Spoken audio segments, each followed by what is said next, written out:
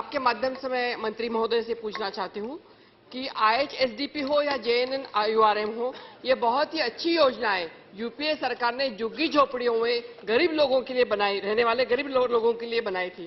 Sir, Maharashtra में, खासतौर पे मुंबई में, जबकि 54% जनता ये स्लम्स में रहती है, मैं यही पूछना चाहती हूँ कि स्मार्ट सिटी का सपना आप दिखाते हैं, लेकिन क्या सरकार इन योजनाओं के लिए समाप्त करने की कोई योजना बना रहे हैं क्या? ये मुझे पूछना चाहते हैं। ये आरोप है जी, कोई इसमें कोई मेरे ख्याल से कोई सवाल नहीं है। ये स्कीम का टेन्यूर पुराना सरकार ने तय किया। मेट्रो का ऐसा एक अच्छी व्यवस्था बनाई है कि वहां से इतनी धूल निकलती है लेकिन कुछ भी सड़क पर नहीं आती है। तो ऐसे बेस्ट प्रैक्टिसेस भी करने की जरूरत है और लोगों ने भी कुछ सहभागिता करनी है, उसका भी मैं उत्तर दूंगा। Thank you. तो सब तरह से प्रयास। Thank you. दूसरा प्रश्न। माननीय मंत्री जी से मैं ये जानना चाहूंगा कि केवल दिल्ली में 7.5 बिलियन लीटर डीजल मोबाइल टावरों के चलाने में लगता है, जिससे लगभग 392 टन कार्बन डाइऑक्साइड और 220 टन विशिष्ट पदार्थ उत्पन्न होते हैं।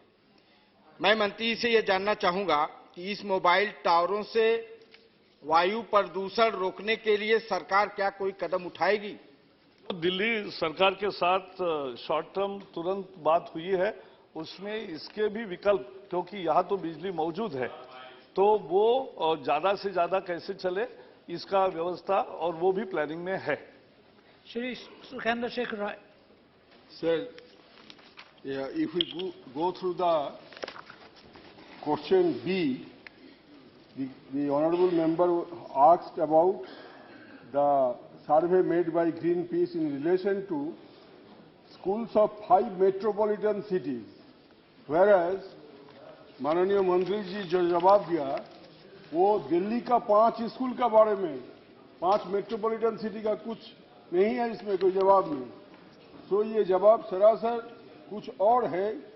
प्रश्न जो किया गया था उसका जवाब ये नहीं है। तो मैं माननीय मंत्री से आग्रह करूंगा कि इसका जवाब दें कि 5 मेट्रोपॉलिटन सिटी का स्कूल का हालत ग्रीन पीस का असेसमेंट का अनुयायी क्या है।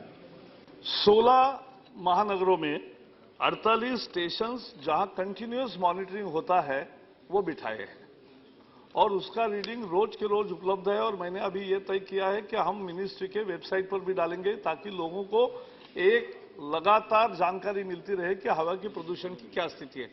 और जैसे हम एयर क्वालिटी इंडेक्स लॉन्च कर रहे हैं वो केवल मेट्रो सिटीज में नहीं, राजधानियों में भी। तो इसका मतलब 66 शहरों में जहां 10 लाख से ज्यादा आबादी और राज्यों की राजधानियां हैं, यहाँ सब जगह एयर क्वालिटी इंडेक्स कॉम्प्रिहेंसिव लोगों को दिखता रहेगा, इसकी व्यवस्था हो रही। श्री बलविंदर सिंह भुंदर। सर चेयरमैन साहब, मैं आपके जरिए मिनिस्टर साहब से जानना चाहता हूं कि जो पोल्यूशन है एयर में और वाटर में, कला एयर में नहीं सब जगह हो गया, इसके रोकने के लिए अकेला ला नहीं जरूरी, जो मैकेनिकल जो सिस्टम आ गया न्यू, उसके मुताबिक जो बीट है, पैडी है, उसको जलाया जाता है क्योंकि फास्ट जो एग्रीकल्चर का आगे सीजन आ जाता है। इसलिए मैं ये जानना चाहता हूँ क्या स्टेटों को सब्सिडी देंगे उन मशीनों पे जो किसान की जो स्टबल बर्निंग है उसको रोकने के लिए वो उससे मशीन से हल कर ले ताकि ये बर्निंग हट जाए। Thank you. देखो, स्टबल बर्निंग एक सही बहुत बड़ा मुद्दा है और इससे कार्बन डाइऑक्साइड वायु, carbon monoxide, sulphur dioxide, oxide of nitrogen, methane, non methane volatile organic carbon और अमोनिया NH3 सब आता है इससे, और इससे ही प्रदूषण बढ़ता है। अब इसका उपयोग अनेक तरह से हो रहा है।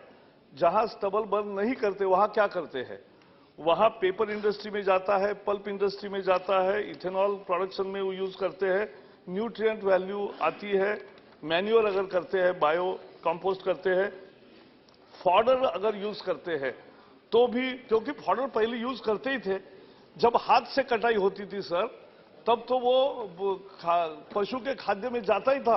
अब मशीन की हार्वेस्टिंग होने लगी तो ये नहीं कोई काट रहा है और इससे समस्या है। इसलिए इसका अवेयरनेस कैंपेन भी करेंगे और इसके अच्छे यूज कैसे हो जिससे उनको पैसा मिले काटने को, उनको लाभकारी, कटाई भी लाभकारी हो, इसके बारे में टेक्नोलॉजिकल सॉल्यूशंस और कमर्शियल सॉल्यूशंस दोनों की ये जारी है और ये प्रयास जल्दी सफल होंगे, ऐसा मुझे विश्वास है। Thank you, Shri Subhamara Reddy.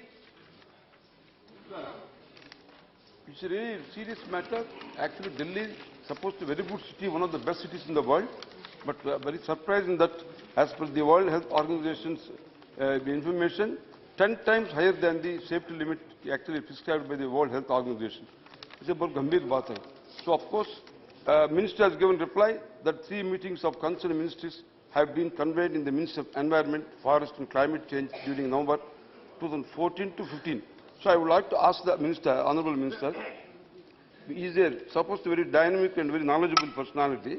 I have seen several meetings. So I want to know his categorical reply. What the actual measures that going to take to control this 10 times this pollution problem in New Delhi? They said Delhi government came out with some long-term, short-term measures. So what are those measures? How we are going to do it?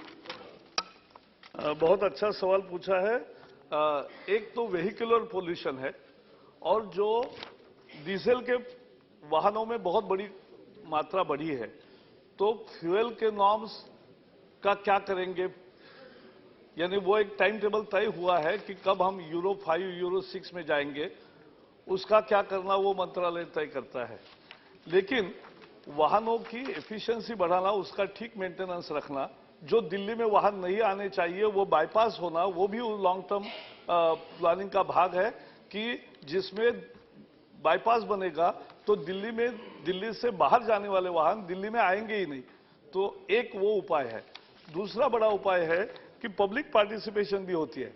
केवल हम लेन discipline, more use of public transport, switching off engine at red lights, use of cleaner fuel, walking and cycling, carpooling and combining car trips, congested road avoid करना, regular inspection अपने वाहनों का maintenance, यानी लोगों का भी सहभाग हो सकता है व्हीकल पोल्यूशन कम करने में। एक दूसरा है कि जो डस्ट का पोल्यूशन है उसको मैकेनाइज तरीके से सड़क की अगर सफाई करते हैं तो डस्ट वही कलेक्ट होती है, वो धूल आकाश में नहीं उड़ती है। जो बाहर से धूल आती है उसके पर आज उपाय कोई नहीं है, लेकिन जो स्टबल बर्निंग का मैंने कहा वो उपाय है। तो सब उपाय जब हम करेंगे तो उसका परिणाम आएगा। मैं ये 10 गुना ज्यादा है क्या प्रदूषण, इसके विवाद में मैं नहीं जाना चाहता, क्योंकि आंकड़े कहते हैं कि 3 गुना ज्यादा है, लेकिन 3 गुना ज्यादा होना भी खराबी है। उसको ठीक करना हमारा काम है और सब मिलकर हम करेंगे। मुझे विश्वास है दिल्ली सरकार भी इसमें देखेगी और बाकी सारे मेट्रो सिटीज में भी। And we as representative also have to become partner in cleaning our air. Question 228. Let the answer be given. Answer is laid on the table of the House. Sir, after returning from Lima, the Honorable Minister observed that for India, INDCs, the intended nationally determined contributions, are not merely intended, and we have already started implementing some of the actions that will form the core of India's contributions. He also said the government has already begun work on achieving India's 100 gigawatt solar power project.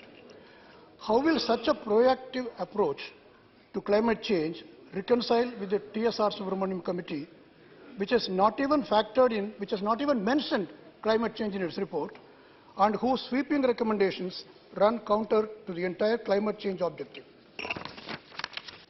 No, member has raised several issues in his question, but let me be assuring the House that TSR Subramaniam Committee was mandated to give its opinion on existing 5 laws of what changes are needed in our laws, in our rules, and in our processes, the way we work. Because at the same time, we have to achieve both objectives. Objective of sustainable development, objective of protection of environment, and at the same time, objective of providing ease of doing business. And to that end, they have given 55 recommendations. But that is not, all need not be accepted.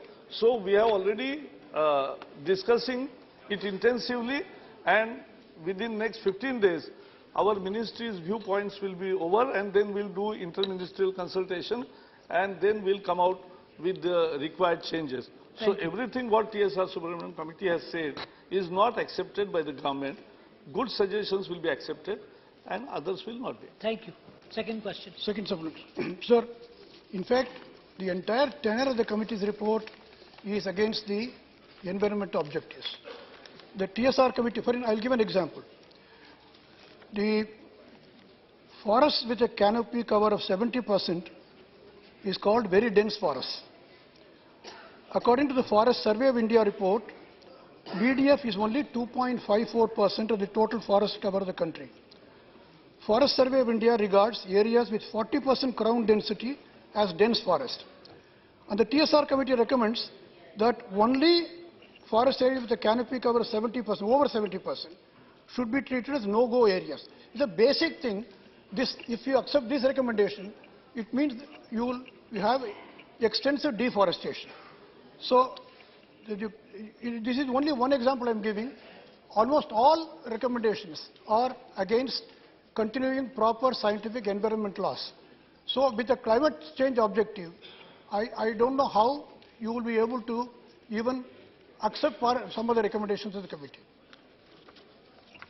As I told you, that not that every recommendation made by one committee is accepted, because we have already sent those to all ministers, all ministries. We have already sent these to all state governments. Many of them have reacted, have given their reactions. And on 6th and 7th, we have the National Conference of Environment and Forest Ministers, where we'll be discussing all these issues. In a way, a final shape will come out of this, which will be inaugurated by the Prime Minister. The issue here is that पहले तो ऐसा बना दिया कि देखो ये हमारे लिए सही सवाल है देश में कि we have only 2.5% of the world's land mass and we have 17% world's population, human as well as cattle. So how to do it? How to balance growth and environment protection? And to assure that, we cannot say, because deposits, iron deposit or coal deposits are in jungles. So you can't say that you won't cut any tree. But there are new technologies also. So we are emphasizing latest technologies in granting mining licenses, where they will go tunneling and will save the forest also, wherever possible. Where there is not possible, we are taking adequate care by compensatory forestation. As I told you earlier, कि compensatory afforestation में पिछले 10 साल के झगड़ों के कारण 38,000 करोड़ की राशि हमारे पास आज पड़ी है। वो राज्यों के और जंगल घना करने के लिए, हरित करने के लिए देनी है। उसके लिए कोर्ट में मसला है, हमने पेश किया है और उसमें लगे तो उस पर बिल की भी हमने तैयारी की है कि आए तो वो बिल अगर तैयार करने की बात आई तो हम सदन के सामने आएंगे। Doctor Karan Singh. Mr. Chairman, sir, the malign effects of climate change are upon us. All these erratic weather conditions that we are seeing, the unseasonal rains, the droughts, the avalanches, the excessive snowfall in the Himalayan regions, the rise of the oceans, climate change now is not some theoretical problem, it is actually upon us.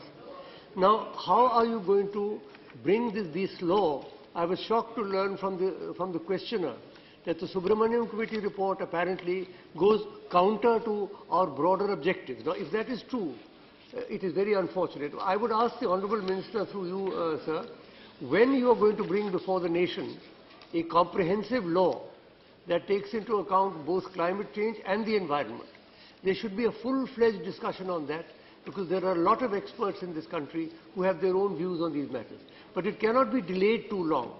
My submission is that we need within the next 2 or 3 months to have a document before us, to have a thorough discussion, and then to pass the necessary legislation. Will the Honourable Minister please assure us about that?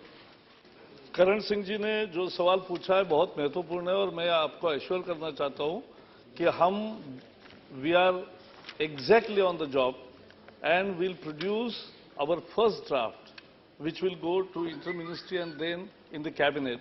But we are in that process, and we want to bring it and treat the whole environment issue, the climate change issue, the forest and making more afforestation, and a development in a sustainable way as the prime of our all laws, rules and processes. And to that end, we have made many changes and will make it more, but we'll present you a comprehensive picture sooner than later.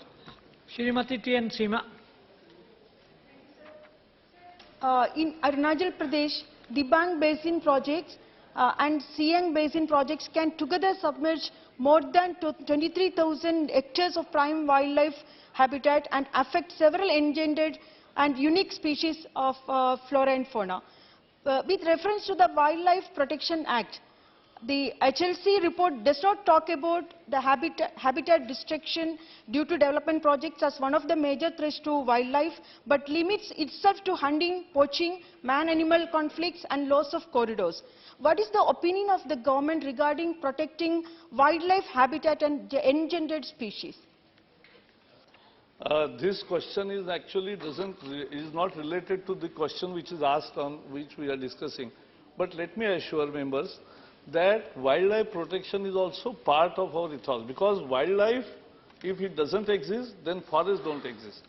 If forests don't exist, wildlife don't exist. And there has to be a complete synthesis to avoid animal-human conflict. And therefore, we have taken all views on concept. But when you do some dams or you do erect irrigation projects, there will be a submergence of certain areas. But there is a wildlife plan, wildlife management plan in every project, that I can assure you, which takes care of both development and wildlife. Shri Ayu Singh Dev. Thank you, sir. Sir, the honourable members have already spoken about the controversies in the Environment Law Management Act. Sir, I would like to know from the honourable minister, India is currently the 4th largest emitter of the world, in the world, with 6% of the greenhouse gas emission contribution. There is tremendous international pressure on the Indian government to commit to carbon emission reduction plan.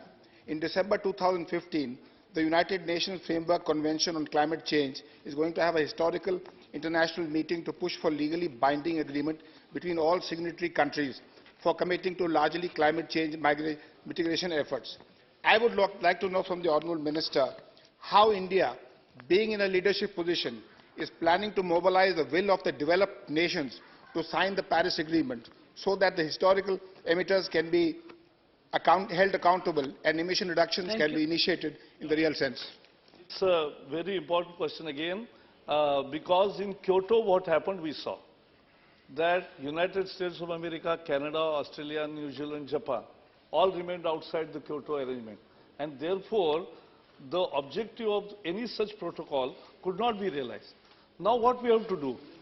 We have to ensure, and that is what we are networking all countries. Last week also I had been in Egypt. We were the only invitee.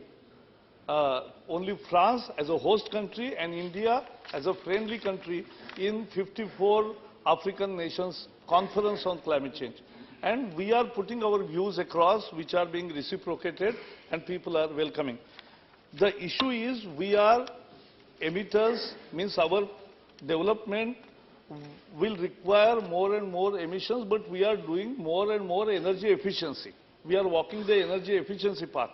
And as Prime Minister has launched 100,000 megawatts of solar power, 10,000 megawatts of biomass power, 60,000 megawatts of wind energy, and 5,000 of small hydro, all put together.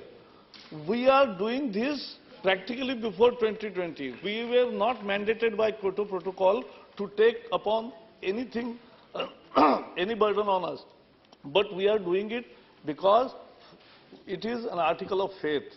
And therefore, when in Obama's present, Prime Minister was asked by one journalist whether there is pressure on India, he said, and